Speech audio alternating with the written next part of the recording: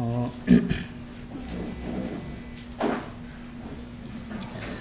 오늘은 주보에 보시는 대로 민수기 15장을 통해서 하나님의 말씀을 상고해 보도록 하겠습니다.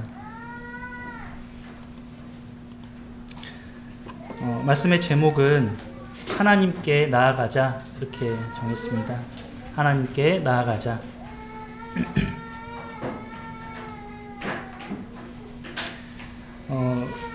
성도님들 다 알고 계시는 것처럼 사람은 그가 어떤 사람이라 할지라도 모두 완전하지 않은 존재입니다.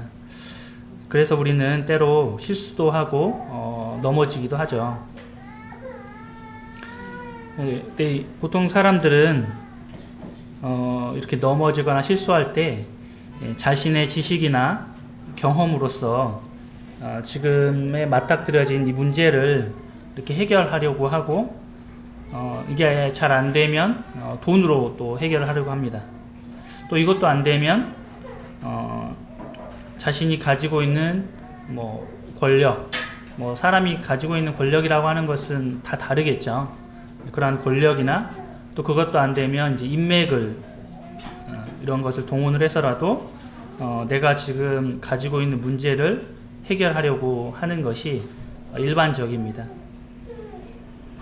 근데 이제 이렇게 모든 방면으로 다 힘을 써봤는데 잘 안 될 수도 있죠. 그러면 굉장히 좌절하죠. 내가 모든 수단을 다 써봤는데 안 된다. 그러면 이제 좌절하기도 하고, 어떤 사람들은 굉장히 상실감이 큰 마음을 갖잖아요. 그러다 보면은 그대로 이제 포기를 하는 사람들도 있죠. 특별히 이제 우리나라가 지금도 그런지 모르겠지만 통계적으로 봤을 때 굉장히 자살률이 높은 나라잖아요. 거의 1위에 해당한다는 그런 기사들을 많이 본 것 같은데요. 이런 것처럼 많은 사람들은 모든 수단을 다 써보다가 안 되면 최종적으로 이제 포기를 하게 되기도 합니다. 그리스도인에게도요, 마찬가지라는 거죠. 우리도 그리스도인들도 인간이기 때문에요, 실수도 하고 또 항상 문제가 발생을 합니다. 그럴 때 그리스도인들은 동일하게 어떻게 할 거냐는 거죠. 이런 상황에, 동일한 상황에 처하게 됐을 때, 이때 우리는요, 우리가 지금 아직 인간으로서요, 불완전함에 대해서 인정을 해야 되는 것이에요. 나는 완전하지 않다. 이것을 인정하는 데서부터 먼저 출발해야 되는 것이죠. 그리고 나서 내가 완전하지 않으니까 그냥 나도 좌절할까? 포기할까? 이렇게 되는 것이 아니라, 우리에게는 누가 있습니까? 완전하신 하나님이 계시죠. 그래서 우리는 하나님께 나아갈 수 있는 것입니다. 그래서 오늘 이 제목이 이렇게 하나님께 나아가자 이렇게 정해보았습니다. 우리가 아무리 마음으로 아파하고 또 슬퍼하고 또 고민하고 걱정하고 또 끙끙 앓고 신음한다고 해서 내 앞에 있는 이 문제는 없어지는 문제는 아닌 것이죠. 물론 시간이 흐르면 어떤 문제들은 자연스럽게 풀리기도 합니다. 그런데 어떤 문제들은 내 평생을 쫓아다니면서 나를 괴롭히는 문제들도 있어요. 그것이 짧게 하루 이틀 또는 일주일, 한 달, 1년 또는 방금 말씀드린 것처럼 내 평생을 쫓아다니는 그러한 문제들도 있을 것이에요. 그래서 이제 처음에 말씀드렸던 것처럼 많은 사람들은 그것을 나의 방식으로 풀려고 하는 것이에요. 근데 이제 우리는 그리스도인으로서요, 이 모든 문제에 대해서 내가 가지고 있는 나의 방법, 세상에서 배운 그러한 방법이 아닌 이 하나님의 방법으로 우리는 하나님께 나아가는 것입니다. 그렇게 될 때 하나님의 방법은요, 그것이 어떠한 문제를 할지라도 하나님의 방법으로는 그것을 풀 수 있게 되는 것이죠. 우리 주보를 참조하셔가지고요, 민수기 15장 1절과 2절을 같이 한번 읽어보도록 하겠습니다. 1절과 2절입니다. 시작. 여호와께서 모세에게 말씀하여 이르시되 이스라엘 자손에게 말하여 그들에게 이르라. 너희는 내가 주어 살게 할 땅에 들어가서 2절까지만 읽어보았습니다. 특히나 2절을 보시면 지금 어떻게 말씀하고 있습니까? 내가 주어 살게 할 땅에 들어가서 라고 말씀하고 있죠. 우리 지난 그 14장, 민수기 14장의 말씀, 또 13장의 말씀을 기억하고 계십니까? 이때는 엄청난 사건이 발생을 했죠. 그것은 가나안 땅을 지금 이 12명의 정탐꾼들이 탐지하고 이제 돌아왔습니다. 근데 그 중에 12명 중에 무려 10명이나 되는 이러한 10명이나 되는 이러한 사람들이 이제 이 가나안 땅에 대해서 악담을 하게 됩니다. 그것은 무엇이었냐면 이제 우리는 그 백성들, 이 가나안 땅에 있는 그 백성들과 우리를 비교해 봤을 때 우리는 메뚜기와 같은 자들이다. 감히 우리가 그 성을 뚫을 수도 없고 전쟁을 해서 이길 수도 없다. 이렇게 악담을 하게 되었습니다. 그 말을 들었던 이스라엘 백성들은요, 이제 간담이 서늘해졌어요. 이제 우리가 이 애굽을 탈출해서 광야에 나왔는데 이제 우리가 전쟁을 하게 되면은 다 이제 죽게 되었구나. 우리가 왜 그렇게 힘들게 이 애굽을 나와서 여기에서 이제 우리가 다 죽게 되었는가? 라고 하는 이러한 절규 가운데 빠지게 하였습니다. 그러니까 이제 자연스럽게 이 모세를 원망을 하고 곧 하나님을 원망하게 되었습니다. 이제 급기야는 이 모세를 죽이고 다시금 이 사령관을 세워서 애굽으로 돌아가고자 하는 그러한 계획을 꾸몄던 것이죠. 이제 이 원망하는 이스라엘 백성들을 하나님은 그대로 두고 보지 않으셨어요. 하나님께서는요, 지금 이제 이 백성들이요, 이 가나안 땅에 들어가지 못하겠다고 이렇게 말을 했잖아요. 그래서 하나님께서는 너희가 말한 그대로 되겠다. 너희가 말한 대로 너희들이 가나안 땅에 들어가지 못할 것이다. 이렇게 지금 말씀하고 있는 것이죠. 우리 14장 말씀을 기억하기 위해서요, 제가 27절부터 30절까지요 한번 읽어보도록 하겠습니다. 14장 27절부터 30절입니다. 나를 원망하는 이 악한 회중에게 내가 어느 때까지 참으랴. 이스라엘 자손이 나를 향하여 원망하는 바 그 원망하는 말을 내가 들었노라. 그들에게 이르기를 여호와의 말씀에 내 삶을 두고 맹세하노라. 너희 말이 내 귀에 들린 대로 내가 너희에게 행하리니 너희 시체가 이 광야에 엎드러질 것이라. 너희 중에서 20세 이상으로 계수된 자 곧 나를 원망한 자 전부가 여분네 아들 갈렙과 눈의 아들 여호수아 외에는 내가 맹세하여 너희에게 살게 하리라 한 땅에 결단코 들어가지 못하리라. 하나님께서요, 우리가 하는 이 원망의 말, 내가 하는 절규의 소리를요 듣고 계신다는 것이죠. 하나님은 우리의 목소리를 듣지 않으시는 분이 아니세요. 우리가 하는 우리의 생각까지도 다 읽고 계시는 분이잖아요. 나의 행위뿐만 아니라 나의 말뿐만 아니라 나의 생각까지도 알고 계시는 분이 바로 하나님이시죠.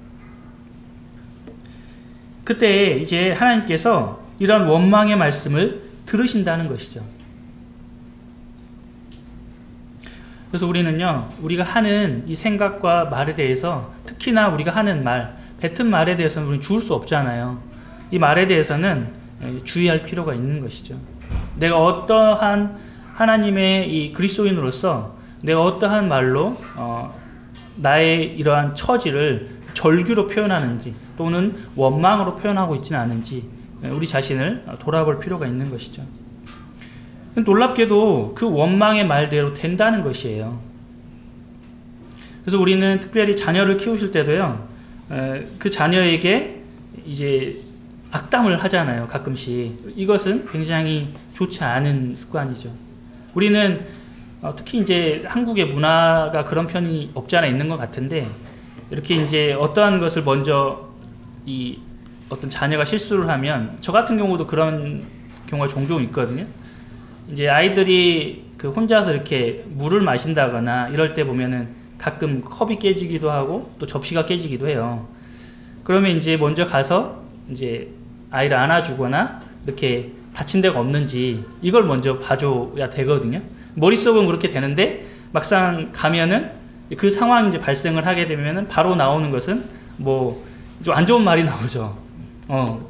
뭐 예를 들면 다 깨라 뭐 이런 식의 이제 표현이 나가는 게, 그런 것들 많이 들어와서 그런지 아니면 주변에서 많이 봐와서 그런 건지 그것이 먼저 나가요. 그 다음에 이제 아차 싶은 생각이 들긴 하는데, 그러니까 우리의 어떤 습관이나 언어의 이런 습관들은 굉장히 중요합니다. 이것을 바꾸고 이렇게 교정하는 것은요 굉장히 어려워요. 그래서 하나님은 내가 하나님을 이렇게 비방했잖아요. 그리고 하나님을 믿지 않고 내가 어찌 보면 거의 작정하고 삶을 살았다시피 했거든요.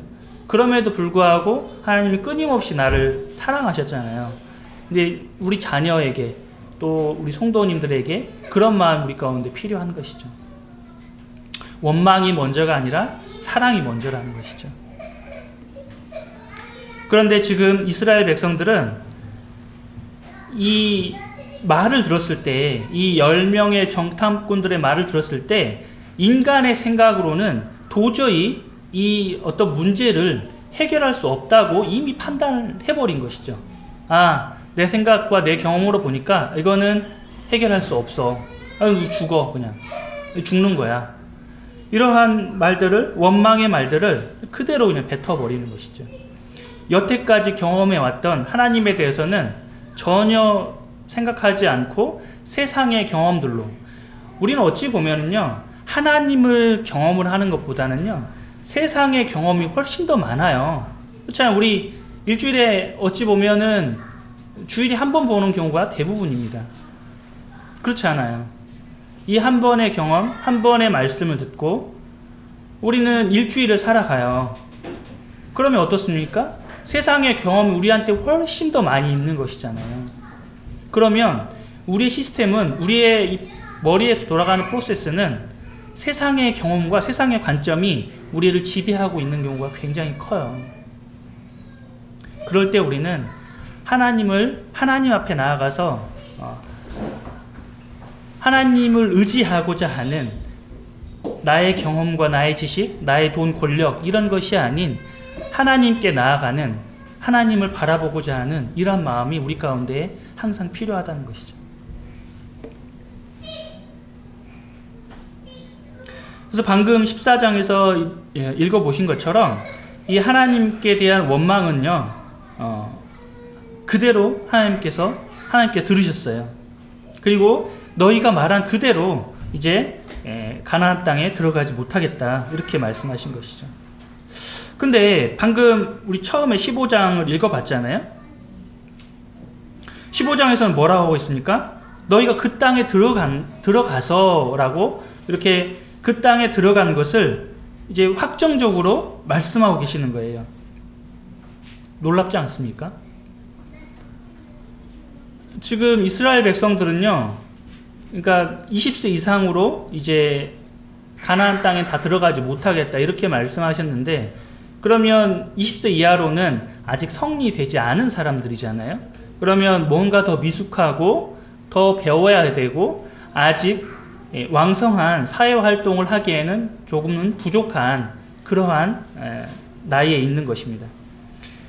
근데 그렇다면 지금 이 성인들도 이러한 생각을 품고 있는데 그 기저에 깔려있는 공포와 원망과 절규, 이러한 마음도 우리 자녀들에게 가지 않겠습니까?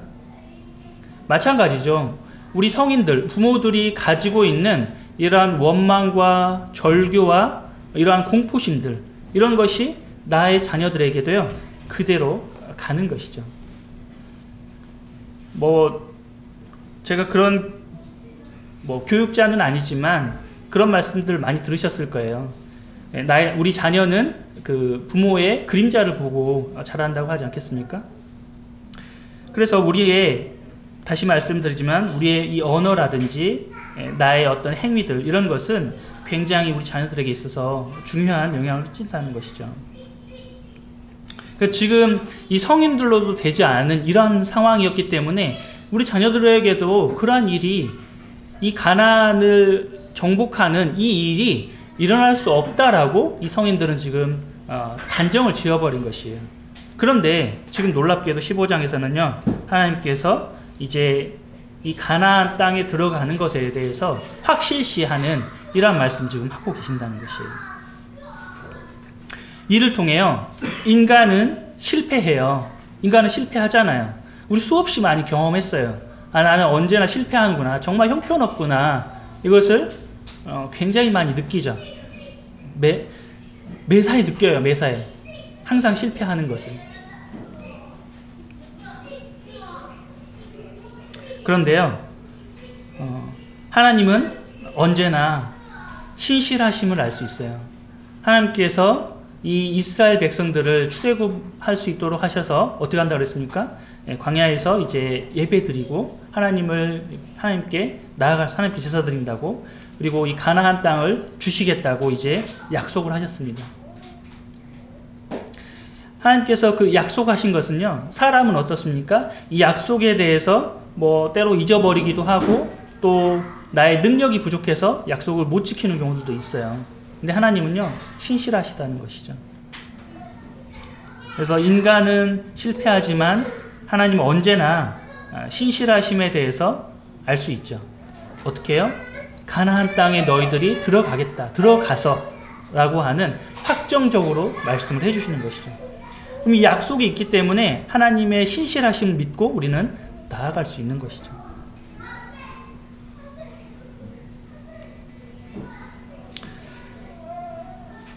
(18절과 19절에서는) 또 동일하게 이제 가나안 땅에 들어갈 것에 대해서 이제 말씀하고 계시는데요. 이제 가나안 땅에 들어갈 뿐만 아니라 그곳에 이제 안정적으로 정착하는 그 땅의 양식을 이제 너희들이 먹겠다고 말씀하고 계시는 거예요. 우리가 저희 아버지가 아직도 이제 그 농사를 짓고 계세요. 저는 이제 뭐 농사를 잘 짓지는 못하는데 이제 가끔씩 이렇게 농번기가 되면은 뭐 좀 이렇게 도와드리는 그러한 일을 좀 했었습니다. 근데 농부가요, 얼마나 고생을 많이 하는지, 제가 이제 가서 이렇게 뭐 제 휴가 때나든지 또는 뭐 어버이날 뭐 이럴 때도 가끔 가거든요. 가서 도와드리면요, 굉장히 힘들어요. 또 더울 때는 새벽 일찍 나가고요. 또 물론 중간에 좀 쉬어야죠. 너무 더우니까. 이제 밤에 좀 서늘할 때까지, 늦게까지 이렇게 보통 하게 되는데, 근데 그 더위도 가리지 않고 또 추위도 가리지 않고요, 끊임없이 이렇게 농사일을 하시거든요.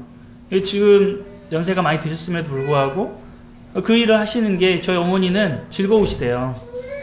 참, 저는 이제 때로 이제 회사 일이 힘들면 오늘 그만둘까 내일 그만둘까를 뭐 이런 말씀 가끔 제가 드리는 것 같은데, 그런 생각을 머릿속에 떠나지 않거든요. 근데 저희 어머니는 즐거우시대요. 지금도 70이 넘으셨는데도 그 일을 하시는 게 즐겁다는 거예요. 참 감사가 되는 것 같아요. 제가 이제 이렇게 가끔 내려가면 뭐 용돈을 조금씩 드려요. 저는 조금밖에 못 드리거든요. 많이 드리고 싶은데 그렇더라고요. 쉽지가 않은데, 그럴 때가 되면은 저희 부모님이 이렇게 저보다 용돈을 더 많이 주세요. 그러면 참 감사하기도 하고 또 미안하기도 하는 이제 그런 마음이 드는 것 같습니다. 그런데 어쨌든 그렇게 밤낮 없이 좀 열심히 이렇게 일을 하시는 모습을 볼 수 있는데요. 이 땅의 소산을 먹기 위해서는 이 농부가 수없이 많은 이 고생을 해야 된다는 거예요. 저희 아버지가 이제 그런 말씀을 하세요. 우리가 이제 우리는 밥을 쌀밥을 먹잖아요. 뭐 쌀이 같은 곡식을 먹잖아요. 근데 저희 아버지가 하시는 말씀이 뭐냐면 그걸 벼라고 하잖아요. 예, 밭에 논에서 나는 걸 이렇게 벼라고 하고 그 열매를 이제 쌀이라고 하잖아요. 근데 이 벼가 우리의 뼈가 되고 이 쌀이 우리의 살이 된다, 이런 말씀을 하시더라고요. 물론 이제 그게 뭐 벼가 우리의 뼈가 되는 거는 조금은 어폐가 있겠지만 이런 말씀을 하시는 걸 들었는데 그런 것 같아요. 그 양식이 되어서 나에게 영양분 공급을 해주는 것이잖아요. 그래서 그것을 우리의 소산을 먹기 위해서는 그러한 수고와 노동이 필요해요. 근데 그렇게 했다 그래서요, 그 모든 것이 농부가 아무리 힘을 써도요 안 될 수도 있어요. 하나님이 그 모든 것을 도와주셔야 되는 것이죠. 이 적절한 이 비가 필요하고요, 또 비만 있어야 되는 것이 아니에요. 햇빛도 적절한 일조량도 필요합니다. 그래서 이러한 기후 조건들도요 잘 맞아야 되고, 또 이 고대 사회에서는 이 식량에 대한 것이 굉장히 컸어요. 우리나라도 실은 이 식량에 대한 부분이 뭐 얼마 되지 않았죠. 우리는 지금 이 먹을 것을 위해서 굉장히 노력하지 않아도요 주변에 먹을 게 널려 있어요. 그런데 조금만 거슬러 올라가도 저 어릴 때만 하더라도요 먹는 것이 굉장히 귀했습니다. 그래서 이러한 기후 조건, 또 이 전쟁이 없어야 돼요. 우리는 전쟁을 겪은 세대가 아니잖아요. 근데 우리의 앞선 세대에서는 전쟁을 겪었죠.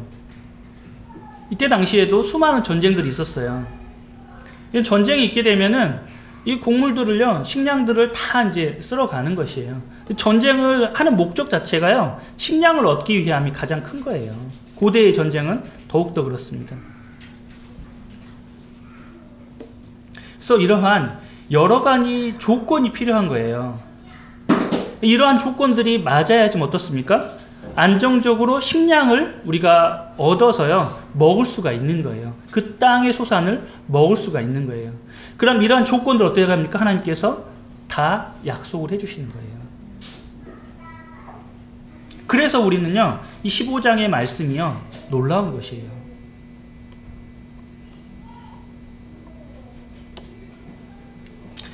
우리 로마서 5장 15절을 한번 펴보면 좋겠습니다. 로마서 5장 15절입니다.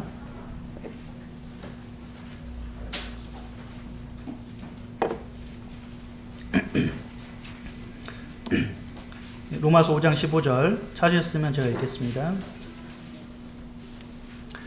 곧 한 사람의 범죄를 인하여 많은 사람이 죽었은즉 더욱 하나님의 은혜와 또한 한 사람 예수 그리스도의 은혜로 말미암은 선물은 많은 사람에게 넘쳤느니라. 이렇게 말씀하고 계시죠.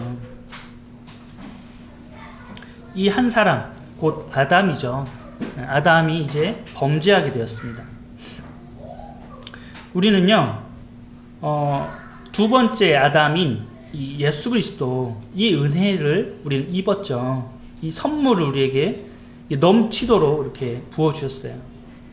우리는 성경 전체에서 이와 같은 하나님의 신실하심을 확인해 볼 수 있어요. 오늘의 말씀이, 15장의 말씀이 바로 이러한 장면 가운데의 하나입니다.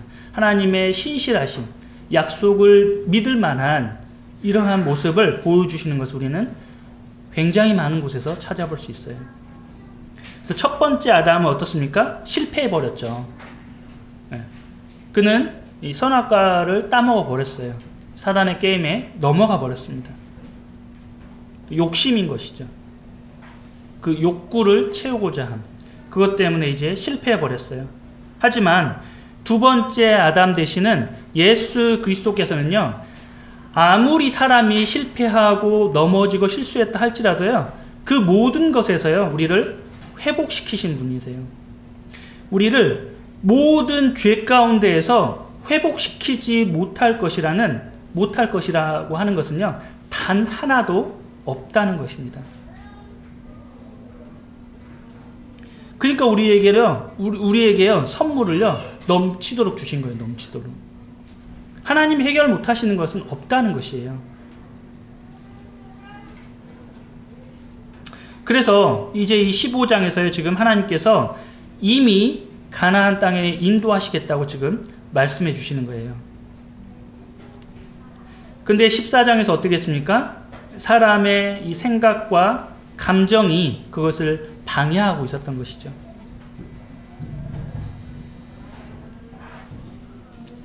하지만 그 방해도 어떻게 합니까? 하나님께서 이것을 회복해 주시고요. 결국 어떻게 하신다고요? 가나안 땅에 들어가시겠다고 하는 이 약속의 말씀을 다시 지금 하고 계시는 것이죠. 이 3절부터는요, 이 제사에 대해서, 레위기에서 이제 제사에 대해서 출애굽기에도 그렇고요, 여러 가지 말씀들이 많이 나와 있는데요, 이 제사에 대해서 지금 다시 한번 말씀하고 계세요.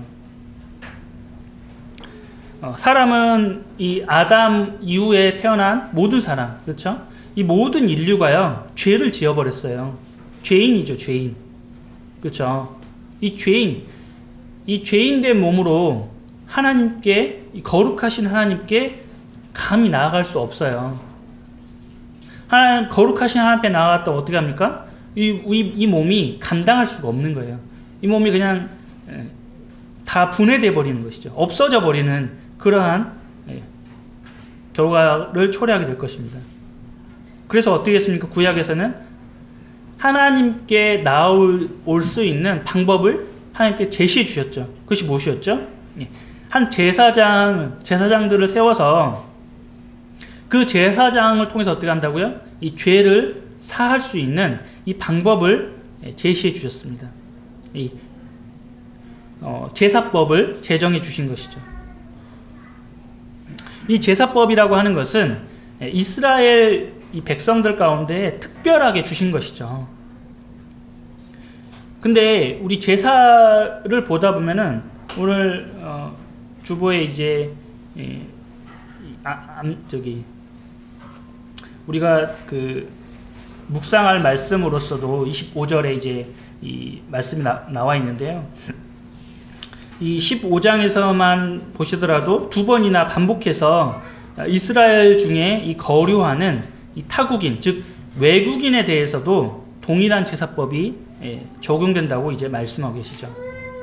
그래서 이 이스라엘 백성 가운데에 이방인들이 이제 들어올 수 있었는데 그들이 이제 이방인들로서 이스라엘 백성 가운데 이제 들어올 수 있는 여러 가지 예법이 있었어요. 그래서 그들 가운데 함께 거류하는 이 타국인에 대해서도 어떻게 한다고요? 동일하게 이 제사법이 적용된다고 말씀하고 계시죠. 그러니까 우리가 특히나 구약에 대해서는요, 이 이스라엘 백성에 대해서 집중하기가 쉬운데 하나님께서는 어떻게 하신다고요? 이방인에 대해서도 분명하게 이제 말씀하고 계시는 것을 우리는 볼 수 있죠. 하나님의 사랑은요, 이스라엘뿐만 아니라 이방인들에게도 어떻게 한다고요? 동일하게 적용되는 모습을 우리는 구약에서도 이렇게 찾아볼 수가 있는 것이죠.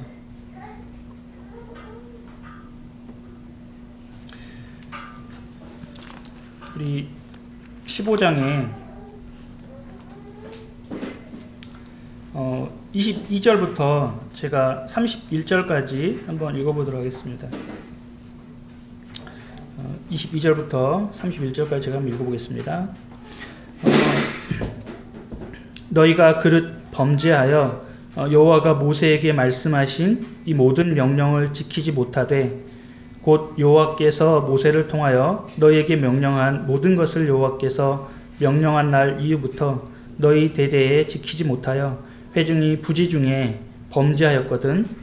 온 회중은 숫송아지 한 마리를 여호와께 향기로운 화제로 드리고 규례대로 소제와 전제를 드리고 숫 염소 한 마리를 속죄제로 드릴 것이라. 제사장이 이스라엘 자손의 온 회중을 위하여 속죄하면 그들이 사함을 받으리니 이는 그가 부지 중에 범죄함이며 또 부지 중에 범죄함으로 말미암아 헌물 곧 화제와 속죄제를 여호와께 드렸습니다. 이스라엘 자손의 온 회중과 그들 중에 거류하는 타국인도 사함을 받을 것은 온 백성이 부지 중에 범죄하였음이니라.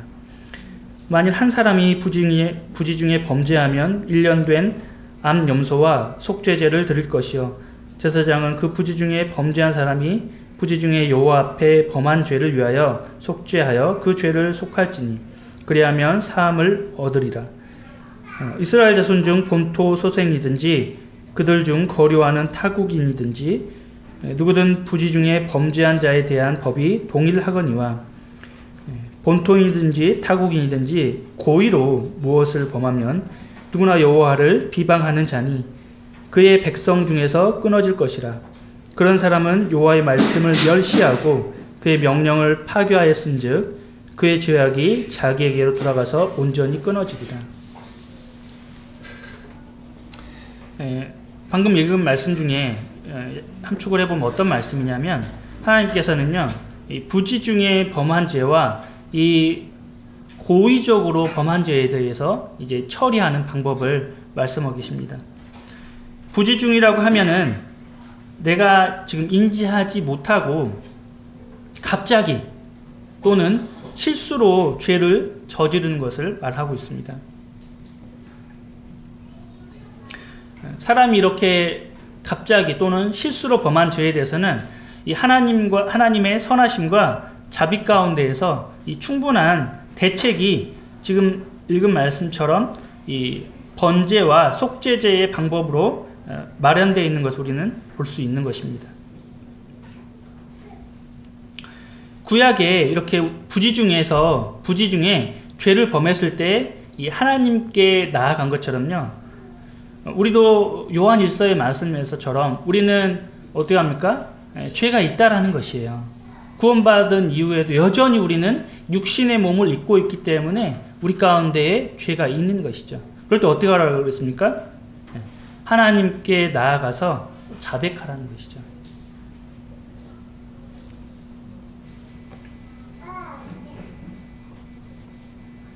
우리가 그것을 인지했을 그때 그리고 그것에 대해서 어떠한 상대방이 존재한다 그러면 그 상대방에게도 우리는 그에 상응하는 용서를 구해야 될 것입니다.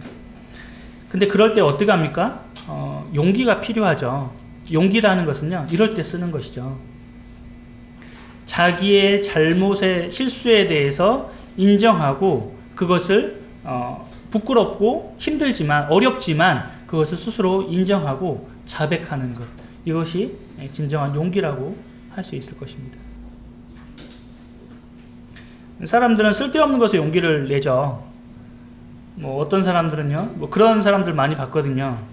술을 이제 마시는 사람들은 만약에 한 병이 자기의 용량의 제한치예요. 근데 이제 한 병을 넘어서도 그것을 이제 본인이 이겨내면서도 마신다고 합니다. 이것을 용기라고 착각을 하는 거예요. 얼마나 허무한 것입니까?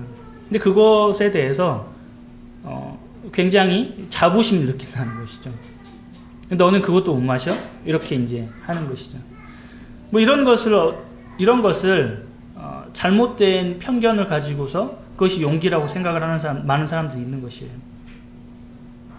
하지만 우리는 나의 실수와 나의 어떠한 이 오류에 대해서 그것을 인정할 줄 아는 그러한 사람이 되어야 된다는 것입니다. 그것이 진정한 용기라는 것입니다. 그래서 이제 지금 부지 중에 한 이러한 죄에 대해서는 어떻게 한다고요? 내가 하나님께 나아가서 자백하는 것이요. 구약에서는 이것을 번제와 또 화목제로서, 번제와 속죄제로서 이것을 용서받을 수 있는, 하나님께 나아갈 수 있는, 제사장을 통해서 하나님께 나아갈 수 있는 이 길을 마련해 두신 것이죠. 그래도 우리 그리스도인들 마찬가지죠. 내가 죄 가운데 있을 때 어떻게 합니까? 마음에 이 상실감이 있잖아요. 마음이 허전해지잖아요. 내 마음이 그 죄로 가득 차 있으면 내 마음 가운데 증오심과 또 적개심을 가지고 있다면 내 마음 어떻습니까? 불편하죠. 그럴 때 어떻게 하나님의 말씀이 들어오겠습니까? 먼저 하나님께 자백하는 것이죠. 그때 하나님께서 우리를 다시 회복시켜 주신다는 것이죠. 그런데 이 고의적인 죄가 나와 있죠. 고의적인 죄. 고의적인 죄는 이 계획범죄라는 거죠. 계획범죄. 내가 다 계산하고 생각한다는 것이죠.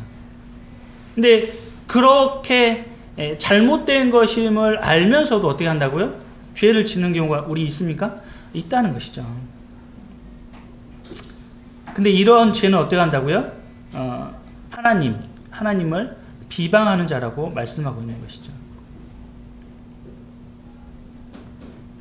그 예시로서 지금 여기 32절부터 나와 있는 이 안식일에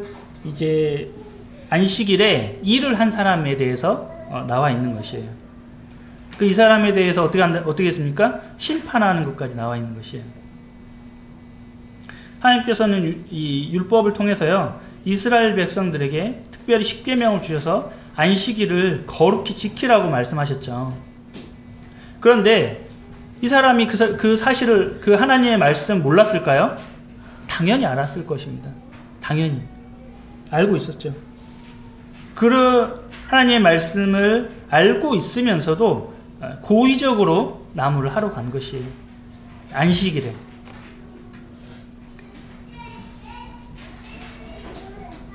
그리고 이 사람은 어떻습니까? 이제 이 많은 사람들에 의해서 돌에 맞아서 이제 즉결 심판을 받게 되었습니다.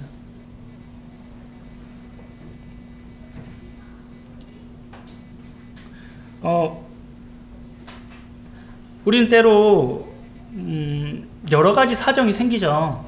그 사정이 뭐 일요일에도 가끔 생기기도 합니다. 그럴 때는 우리는 모임에 참석을 못할 수도 있어요. 물론 이것에 대해서 우리는 이 구약에서 했던 것처럼 돌에 맞아 죽지는 않죠. 근데 우리는 우리 자신을 돌아봐야죠. 내가 무엇이 먼저, 나의 세상에 어떠한 사정이 먼저인 것인지, 아니면 하나님 앞에 나아가는 것이 먼저인 것인지, 내가 진심으로 바라는 것이 하나님 앞에 나아가는 것인지, 아니면 나의 어떤 권력을 유지하고자 또는 나의 돈벌이를 유지하고자 하는 것이 먼저인 것인지, 우리는 우리 자신을 다른 사람의 말을 통해서가 아니라 나를 스스로 돌아보는 것이죠. 양심적으로 내가 무엇이 먼저를 생각을 하고 있는지, 이것을 우리는 이 십계명을 통해서 우리를 돌아봐야 되는 것이죠.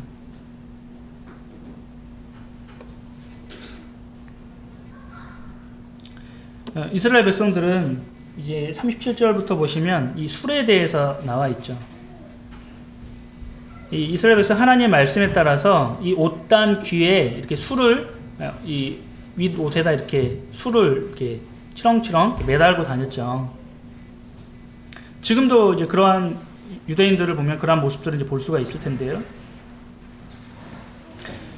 이 술이라고 하는 것은요, 이게 외투에 이렇게 이제 옷에 이렇게 달려 있는 것이니까 어떻습니까?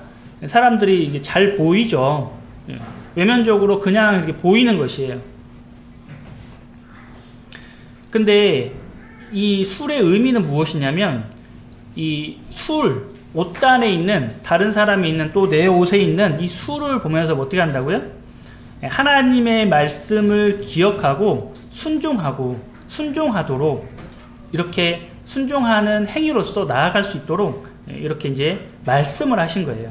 하나님이 이 옷단에 이렇게 술을 달아서 보여주심으로써, 잘 보이게 하심으로써, 하나님이 살아계시지, 하나님 내가 잊어버리면 안 되지, 나의 모든 삶을 알고 계시지, 그럴 때 하나님께 나아가고 하나님의 말씀 가운데 순종하고자 하는 그러한 자세로 우리 마음을 계속해서 상기시키시는 것이죠. 근데 우리 신약의 바리새인들은 어떻게 했습니까? 이 술을, 하나님의 말씀을 순종하고 기억하고 이런 자세로 사용하라고 하나님 분명히 말씀해 주셨는데 어떻게 했습니까?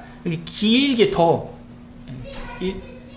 자신의 술을 더 길게 이렇게 해가지고는 치렁치렁 더 잘 보이잖아요. 그러면 이렇게 함으로써 자신을 나타내기 위한, 나는 이렇게 하나님의 말씀에 따라서 이렇게 잘 나를 이렇게 가꾸고 있는 사람이야 라고 하는 다른 사람들에게 보이고자 하는, 나를 나타내고 자신을 보이고자 하는 그러한 도구로서 이제 이 술을 사용을 한 것이죠. 그러니까 하나님을 기억하고 말씀을 기억하고 순종하는 데에 그 목적이 있는 것이 아니라 자기를 드러내는 것에 목적이 있다는 것이죠. 우리는 이러한 것에 주의해야 되는 것이죠.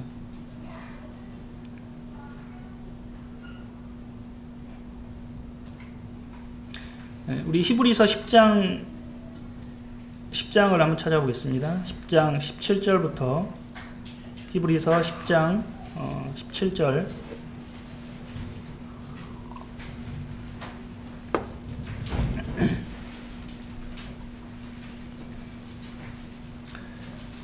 제가 읽겠습니다. 또 그들의 죄와 그들의 불법을 내가 다시 기억하지 아니하리라 하셨으니 이것들을 사하셨은즉 다시 죄를 위하여 제사 드릴 것이 없느니라. 그러므로 형제들아, 우리가 예수의 피를 힘입어 성소에 들어갈 담력을 얻었나니 그 길은 우리를 위하여 휘장 가운데로 열어놓으신 새로운 살 길이요 휘장은 곧 그의 육체니라. 또 하나님의 집 다스리는 큰 제사장이 계심에 우리가 마음의 뿌림을 받아 악한 양심으로부터 벗어나고 몸은 맑은 물로 씻음을 받았으니 참 마음과 온전한 믿음으로 하나님께 나아가자.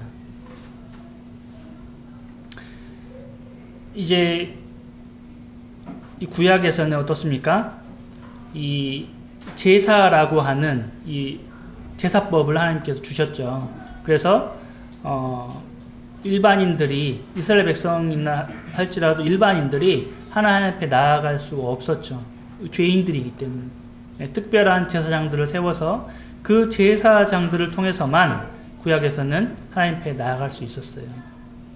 그런데 이제 예수 그리스도께서 이 땅에 오셔서 모든 사람의 죄를 담당하시고 십자가에서 이제 돌아가셨습니다. 그때 어떻게 됐습니까? 이 성소 휘장이 위에서부터 아래로 찢어진 것이에요. 그러면서 20절에, 히브리서 10장 20절에 뭐라고 표현이 되어 있습니까? 휘장은 어떤다고요? 곧 그의 육체라는 거예요.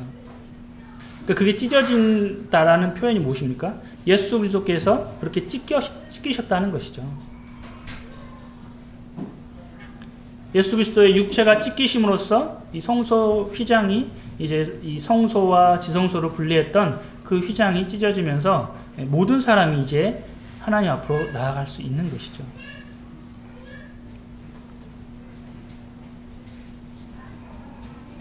그래서 구원받은 모든 성도들은요, 하나님 앞에 나아갈 수 있어요. 그래서 우리는 오늘 아침에도 어떻습니까? 이 떡상과 또 포도주를 앞에 놓고 예수님을 찬양하고 또 하나님을 경배하는, 하나님 앞에 나아가는 이러한 시간을 가졌어요. 얼마나 큰 주님의 은혜입니까?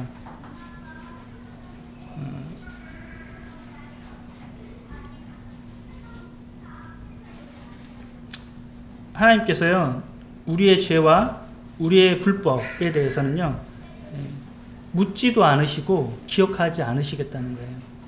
이것이 무엇입니까? 하나님의 은혜인 것이죠. 아까 15장에서 우리 보셨던 것처럼 어떻게 합니까? 하나님께서 아직 그들이 한참 남았어요. 가나안 땅에 들어가는 것은. 근데 그것을 어떻게 하신다고요? 확정적으로 말씀하시는 것이라고. 우리에게도 동일하죠. 우리가 아직 이 영원한 나라에 들어가는 것은 모르겠어요. 얼마나 남아있는지 우리는 모르죠. 그것이 당장 오늘 내일 될 수도 있고요. 또는 10년 후, 또는 우리가 죽음 이후 우리 자녀들 세대, 우리는 어떻게 될지 전혀 모르는 것이죠. 그러면 어떻게 한다고 하나님께서는요? 너희들의 죄와 너희들의 불법에 대해서 내가 다시 기억하지 않겠다. 왜요? 예수님의 피가 있다는 것이죠. 그래서 우리는요, 이 제사장이 아닌 이 모든 성도들이 이제 우리는 하나님 앞에 나아갈 수 있다는 것입니다.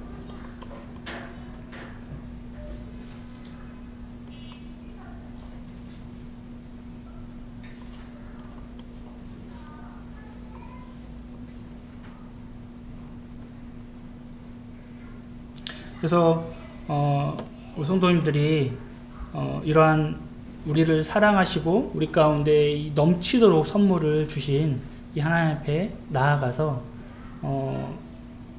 나를 돌아보고 또 이 히브리서에서 말씀하셨던 것처럼 또 요한일서에서 말씀하셨던 것처럼 하나님 앞에 나아가서 자백하고 또 나의 삶을 이 견고하게 지켜나가는 그리스도인들이 되게 되었으면 좋겠습니다. 이상 마치고요. 기도하겠습니다.